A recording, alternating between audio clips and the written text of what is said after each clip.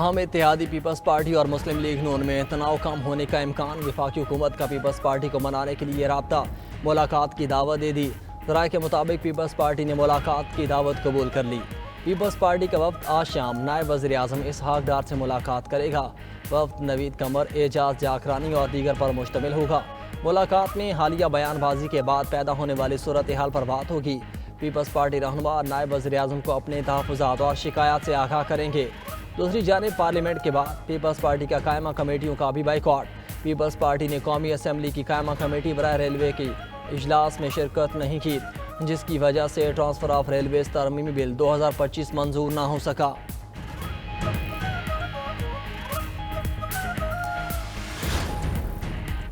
Deputy وزیر اعظم اسحاق ڈار کی زیر صدارت اہم اجلاس، خطے کے ممالک سے تعاون بڑھانے کے امکانات پر غور، تجارت، توانائی اور رابطہ کاری پر تبادلہ خیال کیا گیا۔ اجلاس میں عوامی سطح پر روابط مضبوط بنانے کی ضرورت پر زور دیا گیا۔ اس موقع پر گفتگو کرتے ہوئے اسحاق ڈار نے کہا کہ پاکستان باہمی تعاون سے خطے کی ترقی کے لیے پرعزم ہے۔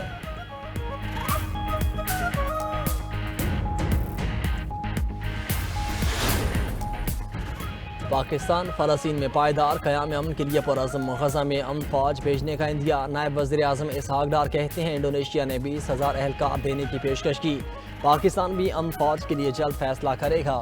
امن منصوبے کے تحت فلسطین میں فوج تعینات ہوگی، ہمیں یقین دلایا گیا کہ حماس معاہدہ قبول کر لے گی۔ فلسطین نے 20 نکاتی پلان کا خیر مقدم کیا۔ اسحاق ڈار نے مزید کہا کہ پاکستان کا دو ریاستی حل کا موقف دیرینہ ہے۔ کچھ لوگ سیاست کے لیے 20 نکاتی پلان کی مخالفت کر رہے ہیں۔ سیاست کرنے والے کیا چاہتے ہیں؟ فلسطین میں لوگ شہید ہوتے رہیں۔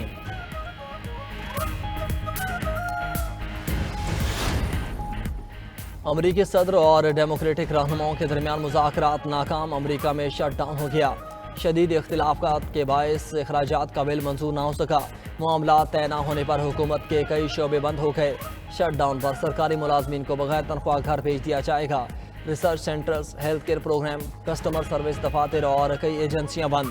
فوج اور ایمرجنسی سروسز جیسے اہم ادارے کام کرتے رہیں گے۔ وائٹ ہاؤس نے اپنی ویب سائٹ پر شٹ ڈاؤن کا ٹائمر جاری کر دیا۔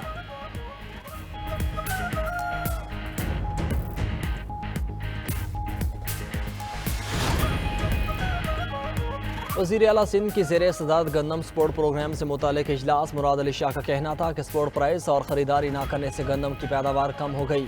سندھ حکومت نے فوڈ سیکیورٹی یقینی بنانے کے لیے گندم کی کاشت کے لیے 55.8 ارب روپے کا پیکیج دیا ہے۔ 25 ایکڑ تک کے کسانوں کو 1 ڈی اے پی اور 2 یوریا کھاد کی بوریاں فراہم کی جائیں گی۔ وزیر زراعت نے بریفنگ میں بتایا کہ اہل کاشتکاروں کی تصدیق کے لیے سیل قائم کیا گیا ہے۔ سروے اور تصدیق کے بعد کاشتکاروں کو کھاد دی جائے گی۔ وزیر اعلیٰ سندھ نے کہا نومبر کے دوسرے ہفتے سے ڈی اے پی اور یوریا کی تقسیم شروع ہونی چاہیے۔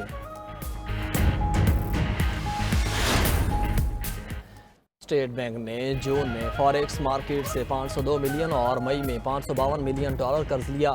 رپورٹ کے مطابق رواں مالی سال مجموعی طور پر 7 ارب 7 کروڑ ڈالر قرض لیا گیا۔ قرض حاصل کرنے کے بعد زر مبادلہ کے ذخائر بڑھ کر 14.5 ارب ڈالر پر پہنچ گئے۔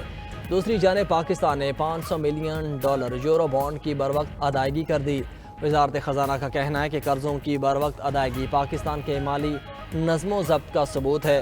زر مبادلہ کے ذخائر اور لیکویڈیٹی میں بہتری آئی ہے۔ قرض کا جی ڈی پی تناسب 77% سے کم ہو کر 70% پر آ گیا۔ کل سرکاری قرض میں بیرونی قرض کا حصہ 38 سے کم ہو کر 32% رہ گیا۔ میئر کراچی صحت سے متعلق مدد کے لیے مصطفیٰ کمال کے پاس جانے کو تیار، کہتے ہیں ایک دوسرے کو نیچا دکھانے سے معاملات ٹھیک نہیں ہوں گے، ہم سیاسی لڑائی کے بجائے کام کرنا چاہتے ہیں۔ میئر کراچی نے Karachi institute of heart diseases میں کیتھ لیب کا افتتاح کر دیا۔ مرتضی واہب نے کہا پیپلز پارٹی نے دل کے اسپتال کو بہتر کرنے کی کوشش کی۔ 1 سال میں 3,000 مریضوں کے ہارٹ سرجری کی گئی ہے۔ دل کے مریض کے لیے چند منٹ بہت اہم ہوتے ہیں۔ ہمارا مقصد لوگوں کی تکالیف کو ختم کرنا ہے۔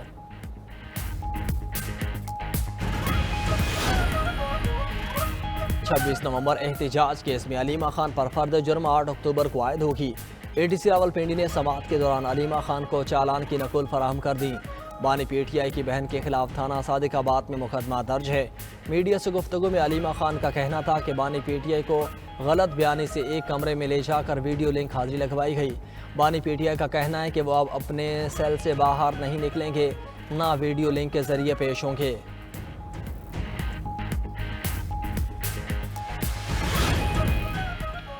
کوئٹہ میں ایف سی ہیڈ کوارٹر کے قریب خودکش دھماکے کا مقدمہ پولیس کی مدعیت میں درج۔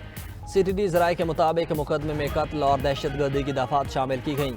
گزشتہ روز خودکش دھماکے میں 12 افراد جاں بحق اور 36 زخمی ہوئے تھے۔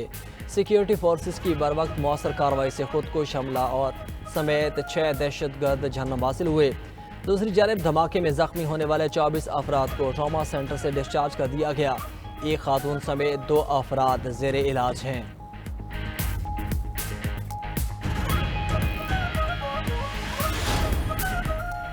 سعودی ولی عہد محمد بن سلمان رواں سال پاکستان کا دورہ کریں گے۔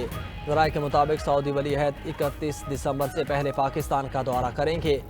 محمد بن سلمان کے دورہ پاکستان کے سلسلے میں تاریخیں طے کی جا رہی ہیں۔ پاک سعودیہ دفاعی معاہدے کے بعد یہ دورہ کافی اہمیت کا حامل ہوگا۔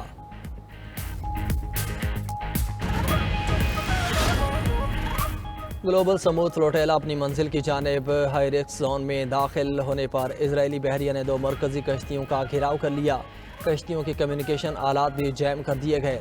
اسرائیلی نشریاتی ادارے کے مطابق اسرائیل سمود فلوٹیلا کو روکنے کے لیے بعض کشتیوں کو ڈبونے کا منصوبہ بنا رہا ہے۔ اقوام متحدہ کی فلسطین کے لیے خصوصی نمائندہ فرانسسکا البانیز کا سخت رد عمل کہا، یہ اقدام اسرائیل کو مزید مظالم اور نسل کشی کے لیے کھلا چھوڑنے کے مترادف ہے۔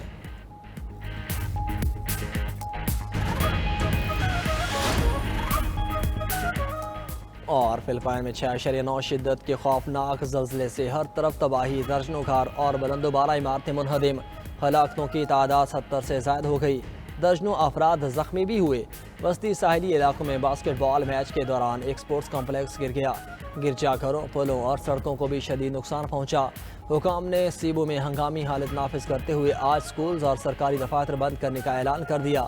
زلزلے کے بعد آفٹر شاکس بھی محسوس کیے گئے۔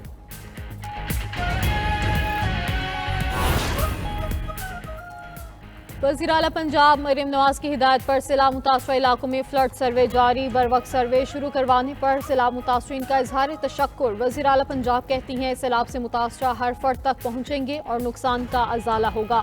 پی ڈی ایم اے کے مطابق سیلاب متاثرہ 27 اضلاع میں 1314 ٹیمیں سرگرم عمل ہیں۔ فلڈ سروے ٹیموں نے اب تک 41,735 سیلاب متاثرین کا ڈیٹا حاصل کر لیا۔ 49,510 ایکڑ متاثرہ اراضی کی نشاندہی کی گئی۔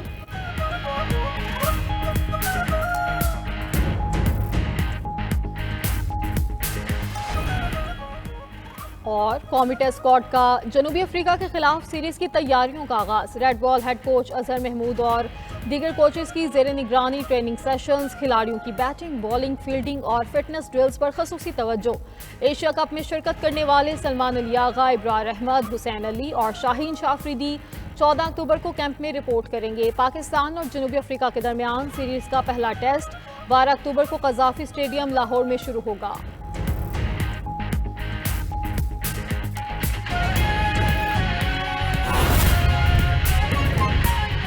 عالمی منظرنامے کا رخ کریں کہ آپ کو بتائیں کہ یمن کے حوثی جنگجوؤں نے خلیج عدن میں پرچم بردار کارگو شپ پر حملے کی ذمہ داری قبول کر لی ہے۔ حوثیوں کے ترجمان کے مطابق یہ حملہ کروز میزائل کے ذریعے کیا گیا، جس سے جہاز میں آگ بھڑک اٹھی اور 2 ملاح زخمی ہو گئے۔